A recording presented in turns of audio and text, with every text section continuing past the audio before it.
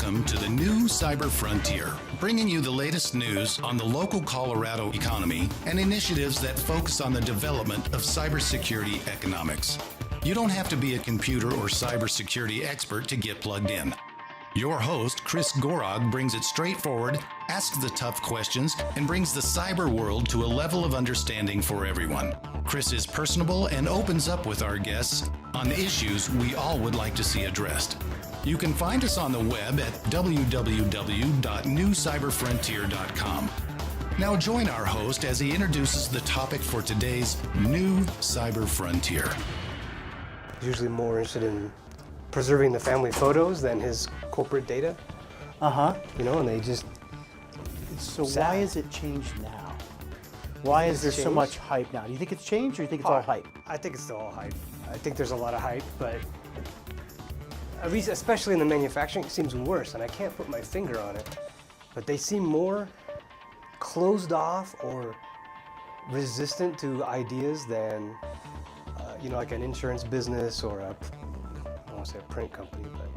Do you think it's resistance, or you think it's just maybe something they don't know about, and it's so foreign to them that they just seem like they quit talking because they don't know anything? Yeah, they just sort of shut down. And it looks like a shutdown to us because we're trying to have a conversation, and we could talk about anything else. As soon as we go into the cyber conversation, they stop talking. And I would say, let's back up. It doesn't matter what conversation it is, whether it's cyber or backups or...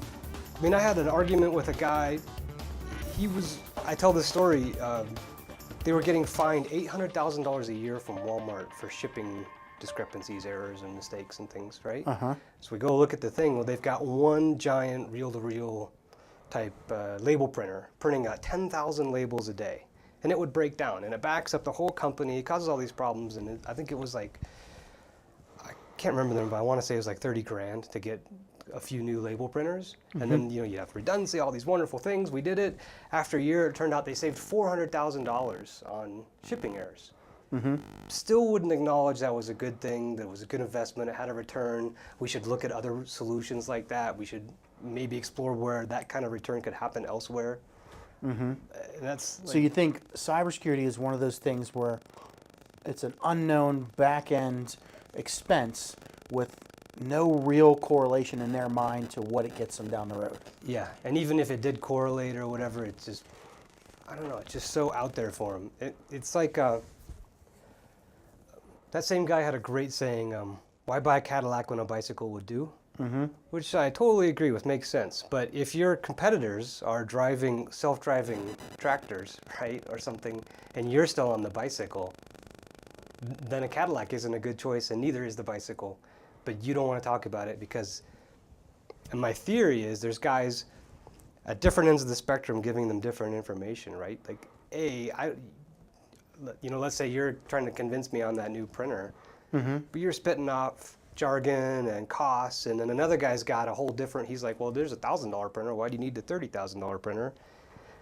And then you don't know who to trust, you don't know what any of it means. They usually speak in a way that you can't understand if you're the owner, right? And I think,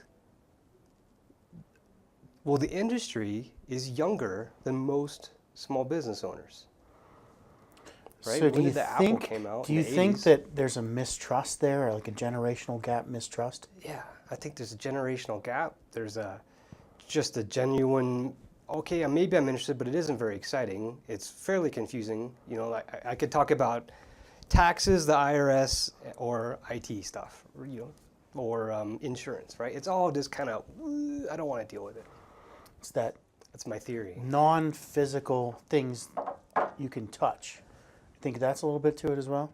A little bit of that too, yeah. You can't see it. It looks like it's working. Sometimes I call it the good enough attitude. You know, I see this with as many people as I've interviewed about this National Cybersecurity Center. Yeah. The whole focus is on, we have to spend money and buy things, but we want physical assets. Yeah, they want So we'll put money into buildings and things that we're getting that we can actually put on the balance sheet that are money. But cybersecurity and IT are virtual things. Yeah. We have so much work to be done in a virtual world. Right. But yet I don't want to call it old school, the intrinsic accounting is it's got to have a physical value when we get done. And 5 years of cyber work is not going to have anything that they can measure in those physical values. It's going to have something that they can measure in saving 10 cents every 10 minutes for the next 20 years. Right. Yeah. So how do we get that message across? We'll be right back with the rest of today's show right after these brief messages from our sponsors. Cyber Resilience Institute helps build strong cyber communities designed to prevent members from attack. Like building a neighborhood watch, it takes coordination and a sharing community to protect our identities and valuables in the virtual world. Typically, we hear that organizations know they need to do something to protect their cyber assets, but don't know where to begin. Let Cyber Resilience Institute help your community create an action plan. Cyber Resilience Institute will build your community or business marketplace so that it is designed to support a collective cyber defense. Contact them for more information at cyberresilienceinstitute.org. It's got to have a physical value when we get done. And 5 years of cyber work is not going to have anything that they can measure in those physical values. It's going to have something that they can measure in saving 10 cents every 10 minutes for the next 20 years. Right. Yeah. So how do we get that message across? I'm building a new webinar, Uh-huh. and it's going to be titled something like four surprising ways technology is killing your manufacturing company. Okay. And it's just going to be something simple, but the concept is, I'm looking for people who are woken up or about to wake up, basically. Mm-hmm. Because like you, I'm tired of fighting these guys and going, look, I promise you, this is a no-brainer. This is going to happen, or this is happening. This is definitely, your server is crashing every day, right? So I keep bringing it outside cyber because to me you got to start somewhere. And usually these guys are not even doing the basics, Mm-hmm. right? So it's all like, like go clean your room. Nah, next year, right? They just, Yeah. So the point is, I'm looking for the guys that have already had that near death, or they heard about it, and now they're, maybe if someone speaks their language, they're willing to talk about it, kind of thing. Yeah. I saw go through this time where the big companies, and I worked with a lot of utility companies, Yeah. got all frantic, and legislation was coming down, Yeah. NERC SIP, that they had to do certain things in cybersecurity. And it's because, on the political end, we realized there's some big weaknesses, some gaping holes that becomes almost national security Yeah. within our infrastructure. Right. So the big companies were like, okay, we need to do something because there's legislation coming down. And they were inundated with so many snake oil salesmen Oh, yeah. selling them whatever little gadget, whatever software, whatever application.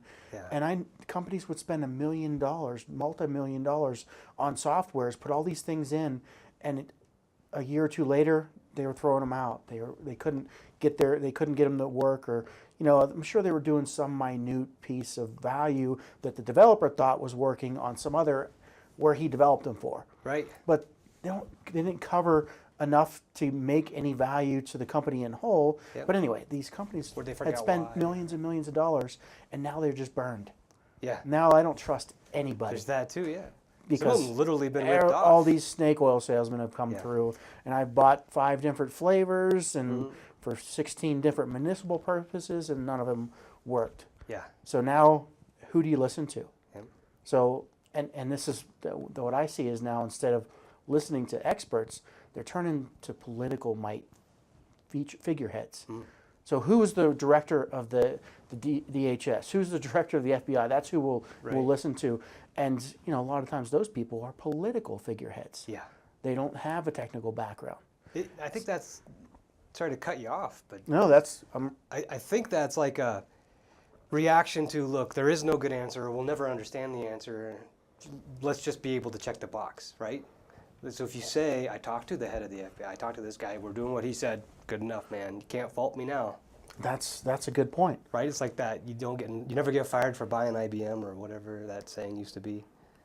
In the 80s. That's a good point. So we're, it's like after we've had so many snake oil flavors, Yeah. we just want to look to someone like that says, okay, we're following the head guy, and if he said this, then we got hacked nothing wrong with us. Look, we did that makes perfect sense to somebody at that level who doesn't know who to turn to. Maybe they tried. Obviously, if they purchased all these things, they've tried these things, they implemented them, they couldn't figure out where it went. And then you see, to circle back again, this is why I also think it's not just a cyber issue, but you look at my competitors, who most of which they come in and all they want to do is straightforward things like, I'm going to get you virtualized, and we're going to put in a new firewall, we're going to clean up your network. But then they never stop and say, great, now how can we take technology and make money with it with your company? Like, how can we do a Dollar Shave Club, Mr. Manufacturer, and make a dent in your biggest competitor, or something that's not just check the box. Like, now that everything's working and you get your email on time and your servers aren't crashing, now how do we leverage that into more? And if they don't even want to talk about that, then they're definitely also not going to talk about protecting it, right? It's just this nebulous thing they're not thinking about in any way, shape, or form. They're just sort of going, some of them I think are thinking, well, let's just sell it. We're going to sell this company in 5-10 years. If I can just make it till then. In the meantime, I'll have a drink at night and forget about it. Or as long as I'm eking ahead on this small margin, I can look at that as just some risk level. Maybe I can buy insurance for and offset it. I see that a lot too. I don't understand it, so let me try to offset that risk. Yeah. Yeah. Some of them, maybe you could say it's the same question of why doesn't everybody implement lean and other things like that are basic, or do a value stream map and just say, look, here's how the process goes, and when you see a lot of circles, it's a bad thing, right? The process is repeating itself and cutting across departments. And is lean, that's a quality control thing. That's a quality improvement, efficiency, quality. And it's the same, if you think about the big corporations that implemented the high quality assurance requirements, the Six Sigma and whatever. And if they were in search of optimization to get the from being a top level product to being the best product. Yeah. So, and if you look at it as a triangle, you have the best products, the top level products, right? And then a whole bunch of people are like, hey, if I'm down here, I'm good. Yeah. Just give me numbers. Good enough. Yeah. So, in that term, maybe only the top level optimizing mindset thinks that cybersecurity is for them.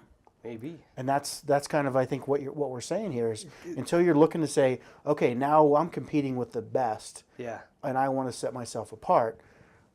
Now cybersecurity is viewed as we'll do that then. Right. But and I'll tell you, we were talking earlier about when I signed off on cybersecurity. Right. Yeah. And I'd have to say it was 2013, 2014. I didn't realize what was going on at the time. Right. And I was like, why? I get hits all over the place. I get all kinds of people checking out and listening to my stuff, reading articles, all kinds of shares, and all over the industry. Right. People talking to me about it. Why is cybersecurity kind of just going under the carpet? And I realized at that time, and it didn't hit me for about 2 years until it started coming back, that when the WikiLeaks Edward Snowden thing kind of came out, cybersecurity all of a sudden was the bad guy. Everybody went hands off. All the big companies, because we'll wait to see what the answer to this political question is. Yeah. And I always tell people this because cybersecurity has these, and it has several times in my lifetime being in it, very cyclical trends, where it becomes very politically uncool, unsafe to be behind. Right. Let's just not talk about it because all of a sudden it's the bad guy. Yeah. And then we'll go into a couple years of starving out, not paying to have any new stuff put in, right? And then all of a sudden we're behind. Yeah, that's where we're at right now. So, and you were saying it's probably just hype. At some point, does hype come to a catastrophic blow up, or the absence of it, the need for hype? Do we have a meltdown on a global scale because of lack of good cybersecurity practices? Does it take that? Or maybe a smaller one wakes people up, or maybe there's some... Well, that's what always starts the hypes. Yeah. And what ends it is either something political or the economy downturn. We'll be right back with the rest of today's show right after these brief messages from our sponsors. Over 3 million data breaches happen every single day. That's over 2,000 records being compromised every minute. So often, we focus on securing web data access. But what if the attackers are already inside, having gained direct access to your storage through data management software? When it comes to communications that go directly into your storage devices, make SNIA your first line of protection. SNIA's conformance testing limits outdated communications that are known to be used by attackers. It works continuously behind the background to make sure your storage is protected. To find out if your data is truly secure, visit our website at www.snia.org/cybertest.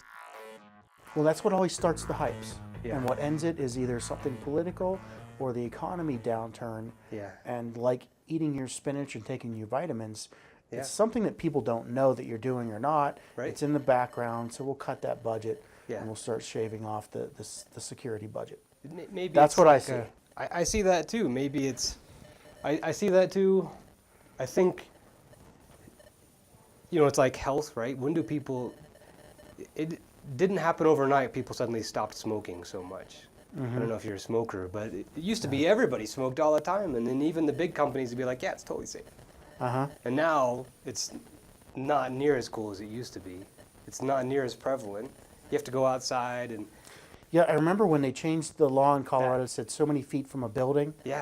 And after a couple years after that, you couldn't even find hardly anybody that smoked because it was a pain in the butt. You had to, It was the payoff, I guess, or the balance between do you get your relaxing fix or whatever, or do you walk 50 feet through the snow? Yeah, now it's not relaxing. So now they're making it a little bit harder. The pain on a process per instance basis becomes greaper.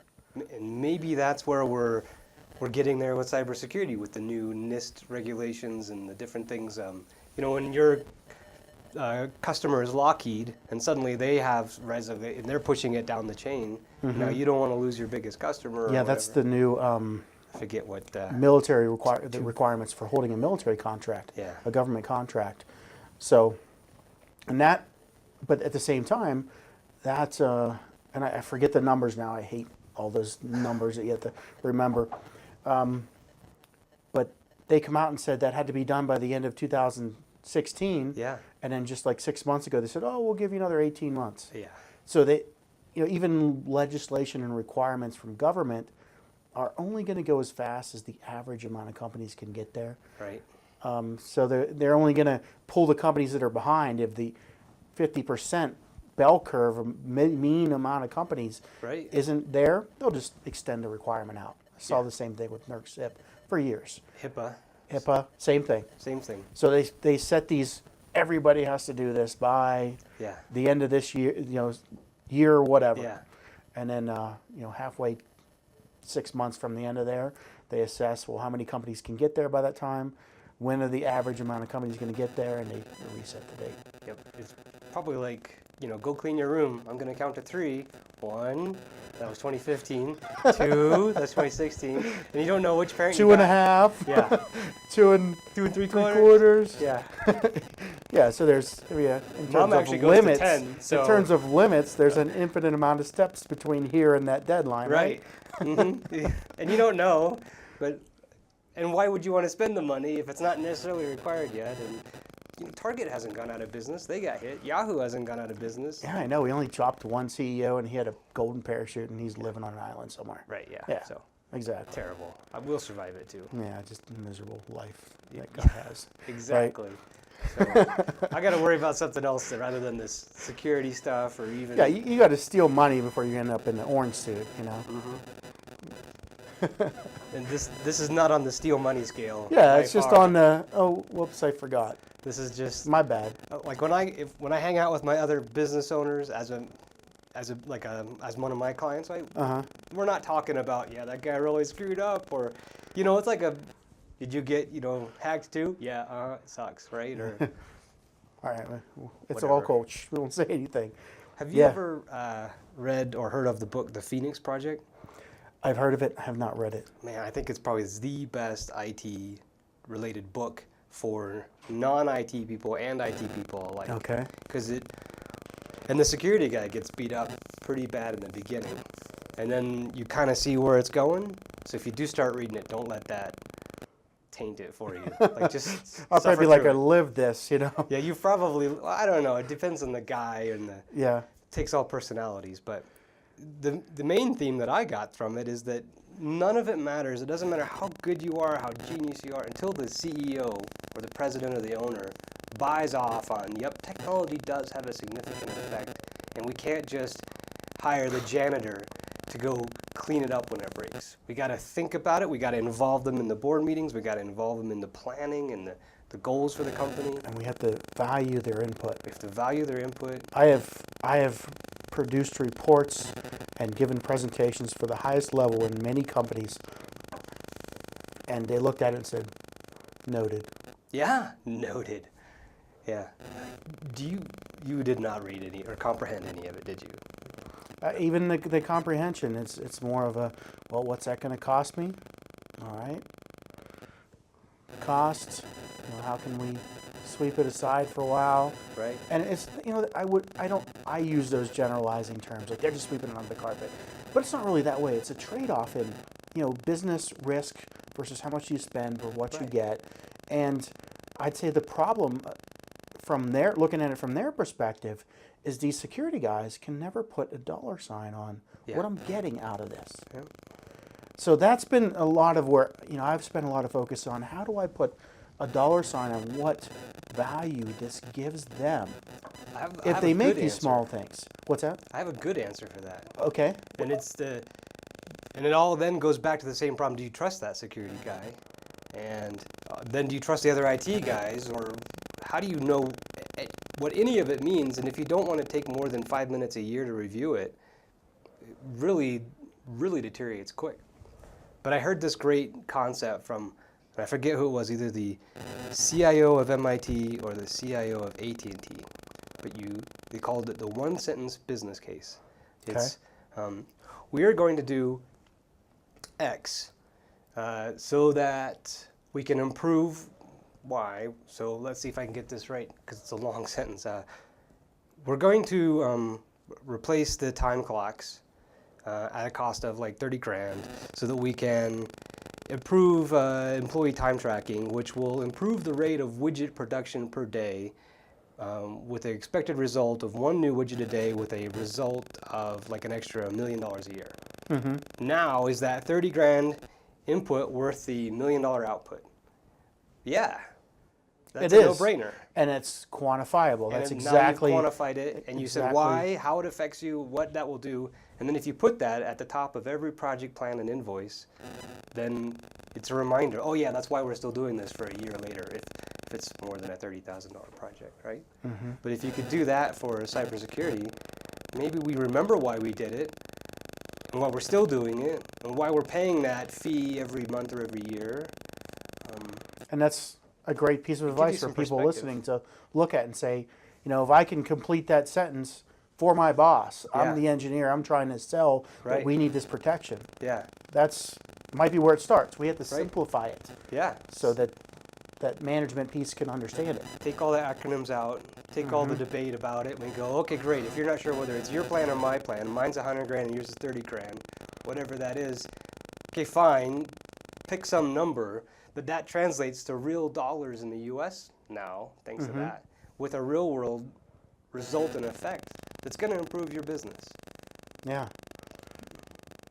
That is awesome. So as far as I kind of step back and talk about the National Cybersecurity Center and what's going on here, because we mentioned earlier about the small businesses. You have a lot of customers, clients that are small businesses, and they want to say, we can help provide or put together solutions for cybersecurity for small businesses that are offered as a kind of a matching. They're the registry, and they take provider, need, and put them together. Okay. How would that be implemented? How would you recommend to them to start putting this together? For the business owner? For the National Cybersecurity Center, for the effort here in Colorado. How to match up businesses and the cybersecurity How to meet center? that goal of providing cybersecurity to the average small business. Meet the goal. I think definitely more the education component. And the simplification, like what you're doing, where you're trying to break these things down. And I hear you will start, down some technical conversation, and then you'll circle back and go, what that really means is, and that's great, because most of it's just over the owner's head or the CEO's head. Mm-hmm. So I think if we can continue education somehow,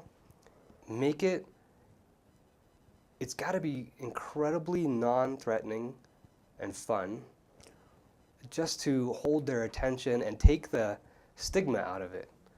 Mm-hmm.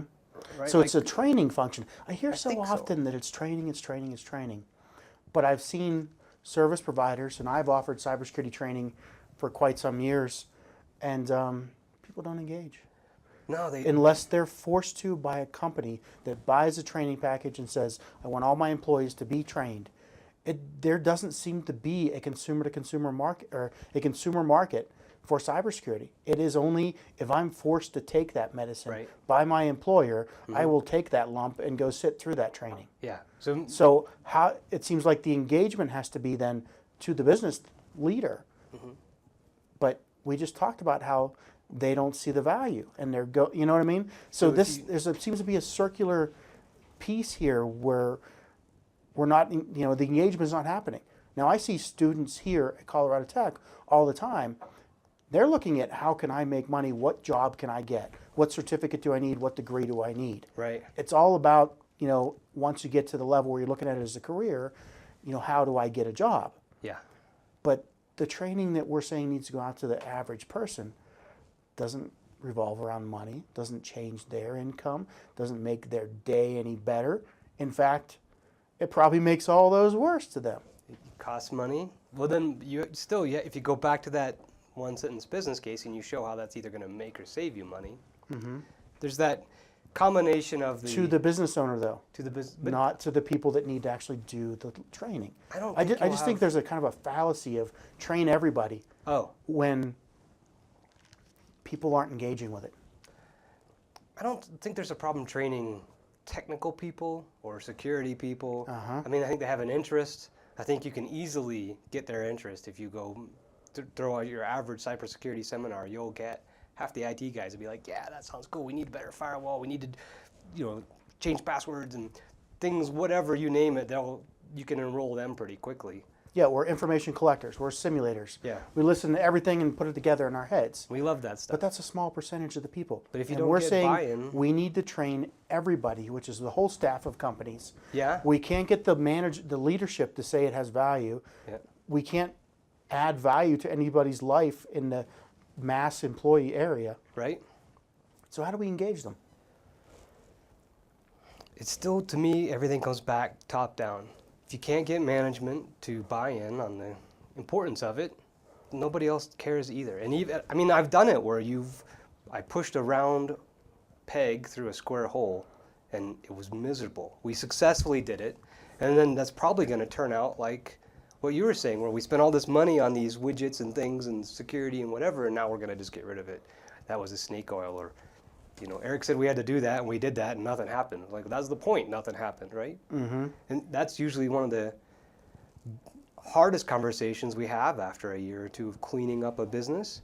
Usually where they start with some specific problem. I mean, I've tried marketing on, hey, you've got a security flaw, or you're not doing backups or whatever. Nobody cares. But if you engage them on whatever is their pain point at the moment, which often is something like, well, shipping's all backed up. And they tell us it's the computers. Okay, so you work backwards through that, then you solve the problem, push it through, and then they forget why they solved the problem. Or now you've cleaned up the whole company and they're going, why are we paying you? We don't have any problems. Exactly. Do you want to pay for downtime, or do you want to pay for uptime? And I totally understand that, except for that I've been in that situation.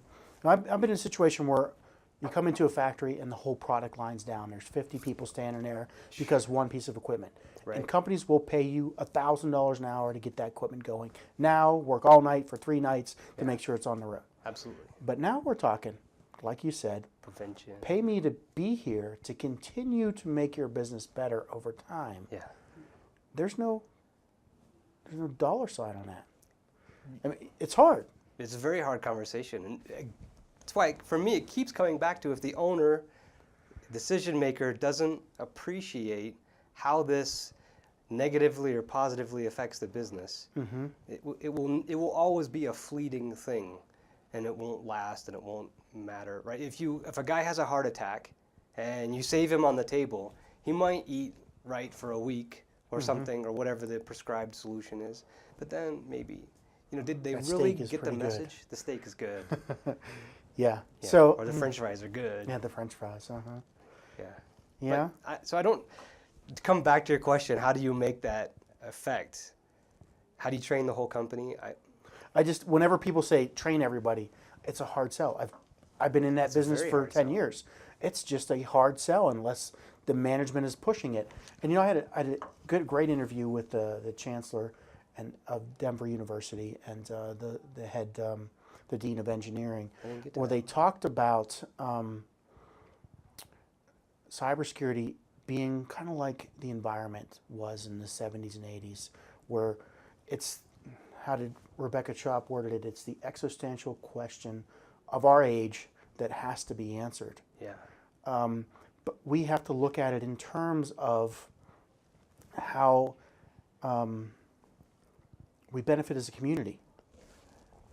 And every approach I've seen, train companies, talk to the leadership, is not that. It's and how can we make it that driver? I mean, like, how many people got on the green, the environment, bought a car that they'll never pay for itself because it is green? Right.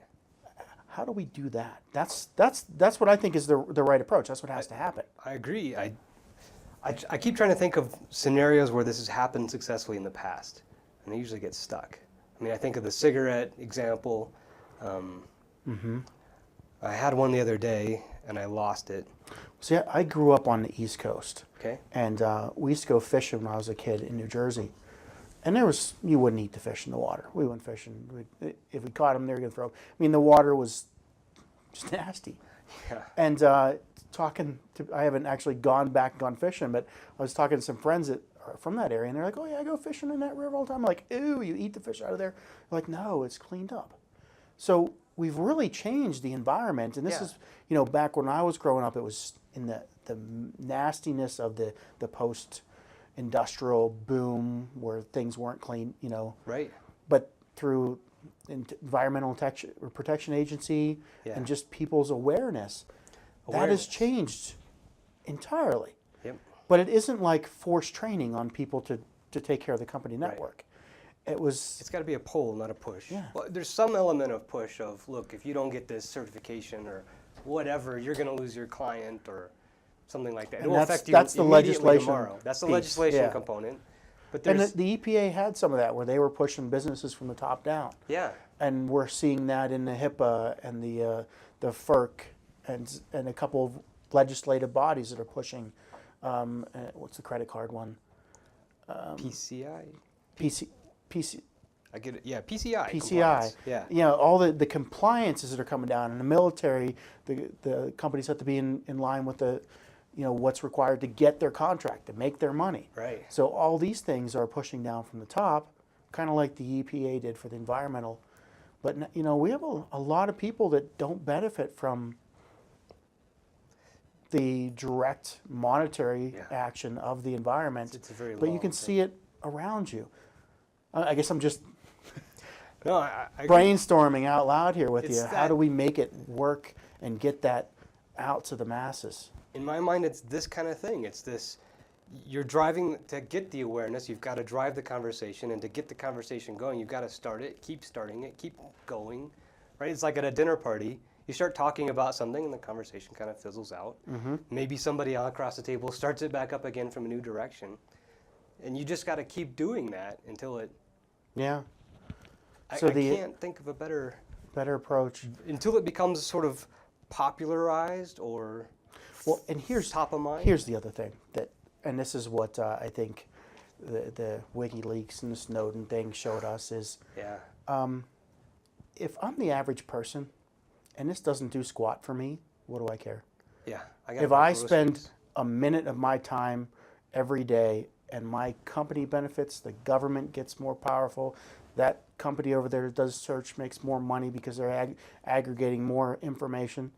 What do I care? Yeah, it's not my problem. So we have to say, how do we make privacy and security make sense for the average person to get them involved? How do we do that? Somehow it has to even get easier and simpler, right? It's still a very complex, complicated, hard to understand, hard to keep up with, expensive, boring, and irritating conversation. Anyway, you cut it, right? Yeah. I remember I was at a conference, and there was probably 30 people in this big auditorium. I bet there was probably 50, but they were separated by 10 and 20 chairs. And having panels, people talking all day, just not a word, just silence in this whole audience. And I was on one of the panels, and I got up and said, when you think about it, how do you want to engage people in cybersecurity? I said, look around the room. And is there anybody under 40 in this room? Right. There was nobody. I was like, we're not engaging the young people because this is boring stuff. Yep. Yep. And the people that are engaged, I mean, I know it seems like the newbies that I hire, fresh out of school, they either want to be game developers or cybersecurity hacker guys of some nebulous, that's how they usually phrase it, right? Well, that's the thing that's sexy. It's sexy, but then they are, I don't know, a little bit, almost every time those people are one step out of mainstream somehow, and they don't resonate with the people that have the money and make the decisions. Yeah. And they also end up becoming, irritating, right? That's not secure, and right, so now that's a personality. It's like, but how do you encourage people to eat their vegetables or eat their meat, or what, depending on which diet you subscribe to, right? But you don't want to be the guy going, bad idea, bad idea, bad idea. It's no fun. They kind of cover that in that Phoenix Project book, but Yeah. it's fascinating. I mean, I try to get all my owners to read it, and they usually don't. Yeah. Or they'll say they read it. But Well, this is a great talk. Coming up on the time when people start tuning out if we get much longer than this. So, but I always want to give you a shout out of what your business is, how people can use your services, what they are, and what you can do and who you help. So my business has two components. On the one hand, it's just standard IT consulting, technology consulting for small and medium-sized companies. On the other hand, it's really becoming more of a technology coach for management, right? So it's just coming in and talking to the owner or the CEO saying, here's what you need to be thinking about, or here's why your business can't move forward. And that usually gets them excited, right? We come up with this new product, but we can't deliver on it because everything's such a mess back here. Well, let's help you clean that up. I don't care which IT company you use, or we'll take your existing staff and I will help you get them all on the same page and become a well-oiled machine. Okay. That is probably the most exciting future of my business. That is. That sounds fun even to me. Because I guess I would say I did that on a international level for a couple of years. I'd be sitting like in the boardroom talking to everybody. But I think we talked about earlier, I get tired of the, okay, noted. Yeah, I mean, And I fire it'd be people. really nice to work with some teams that were motivated to say, let's see what this does for my business. Let's see if we can take my business to the next level because we're optimizing it. We took a $50 million company that was just a huge mess. They couldn't survive the day without a huge crash of some kind.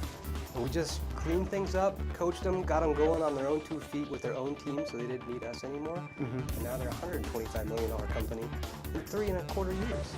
Yeah, that's Just a by success cleaning up the story. mess. Yeah. So how can people get a hold of you?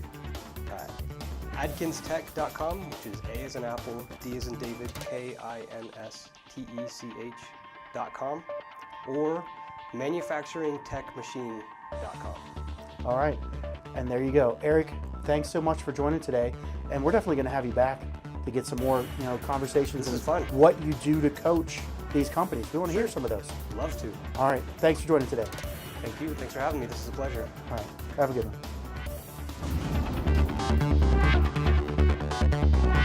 We hope you have enjoyed this episode of New Cyber Frontier. Remember to get involved.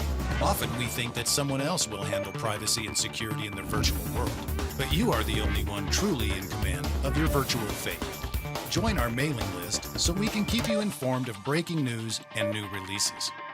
If you have an idea, if you have a question that you would like to hear answered, or if you want to get involved with our efforts, reach out to us at newcyberfrontier.com. We also encourage you to visit our sponsors' links, as they are the ones that really make this show possible. I want to thank each of you for supporting the show, and we look forward to seeing you back for the next episode of New Cyber Frontier.